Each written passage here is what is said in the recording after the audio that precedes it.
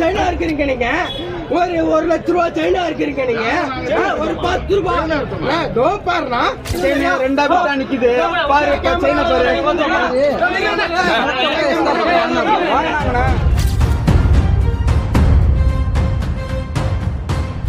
மயிலாடுதுறையில் டாஸ்மாகில் பாட்டிலுக்கு 10 ரூபாய் கூடுதலாக வசூலிக்கப்பட்டு வந்த நிலையில் அதனை தட்டி கேட்ட இளைஞரின் கழுத்தில் இருந்த செயினை டாஸ்மாக் ஊழியர் பறித்த சம்பவம் அப்பகுதியில் பரபரப்பை ஏற்படுத்தி இருக்கிறது. கடந்த திமுக ஆட்சியில் டாஸ்மாகில் பாட்டிலுக்கு 10 ரூபாய் கூடுதலாக வசூலிப்பதாக தொடர்ந்து குற்றச்சாட்டுகள் எழுந்து வந்தன.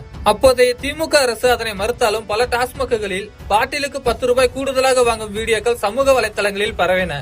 இவ்வாறு இருக்க நடந்து முடிந்த சட்டமன்ற தேர்தலில் ஆட்சி மாற்றம் ஏற்பட்டு தாவேக ஆட்சி அமைத்திருக்கிறது. ஆனாலும் டாஸ்மாகில் பாட்டிலுக்கு 10 ரூபாய் கூடுதலாக வசூலிப்பதை இன்னும் தொடர்வதாக தினமும் குற்றச்சாட்டுகள் வந்த வண்ணமே இருக்கின்றன.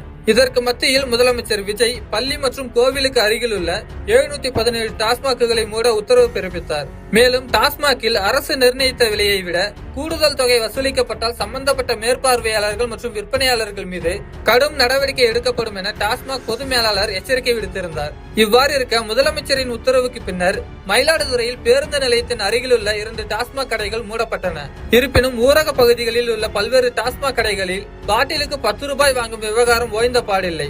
இதில் மயிலாடுதுறை அடுத்த மூவலூர் கிராமத்தில் டாஸ்மாக் கடையில் இளைஞர்களிடத்தில் பாட்டிலுக்கு 10 ரூபாய் கூடுதலாக கேட்கப்பட்டிருக்கிறது. இதனால் ஆத்திரமடைந்த இளைஞர்கள் டாஸ்மாக் ஊழியரிடம் வாக்குவாதத்தில் ஈடுபட்ட போது இளைஞரின் செயினை ஊழியர் ஒருவர் பிடித்து அறுத்ததாக கூறப்படுகிறது. இதனால் அங்கு பரபரப்பு ஏற்பட்டதும் உடனடியாக டாஸ்மாகின் ஷட்டர் மூடப்பட்டது. பின்னர் அங்கிருந்தவர்கள் இளைஞர்களை சமாதானப்படுத்தி அனுப்பி வைத்ததும் அடுத்த அரை மணி நேரத்தில் டாஸ்மாக் மீண்டும் திறக்கப்பட்டு மது விற்பனை நடைபெற்றது.